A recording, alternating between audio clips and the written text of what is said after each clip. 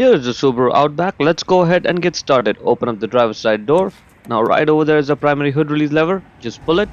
In front of the vehicle, right on top of the Subaru emblem, put one finger right over there and then push it left. And while you're pushing it left, lift up the hood. This is how the secondary release lever works. Now this hood requires a prop rod to stay in place, so grab the rod from over there, put it right in that slot, and then let it go. And now the hood is secure. Now right over there is where the primary fuse panel is. We need to get this cover off. It's held in place by two clips, one in the back, one in the front. We need to press both the clips at the same time and then pull this cover off. You may find some resistance over there, and that's totally normal, so be patient. It may take you a few seconds to get it off. Underneath is where you'll find the spare fuses. The 20 amp spare fuse will come handy in just a minute. Let's get the fuse puller out.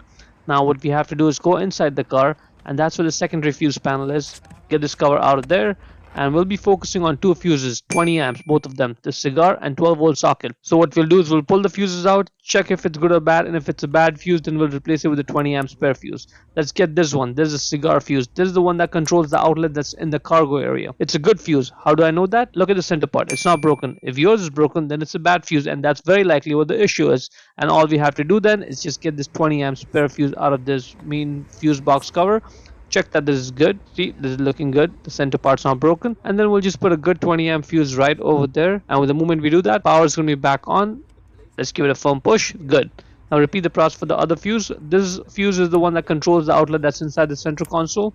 This fuse is good, and that's why the outlet stopped working when I took it out. Let's put the fuse back in, and the moment I do that, power is going to be back in as well.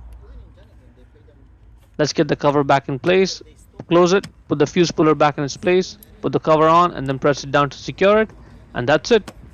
To close the hood, first push on it, get the rod out of that slot, put it back in its place, lower the hood and slam it shut. Hope you found it useful. Before we go, let me give a quick shout out to Naya Motors Inc. for letting us use the car today to film the videos. They are a used car dealer here in Ottawa, Canada. Check out the link in the description for their entire inventory.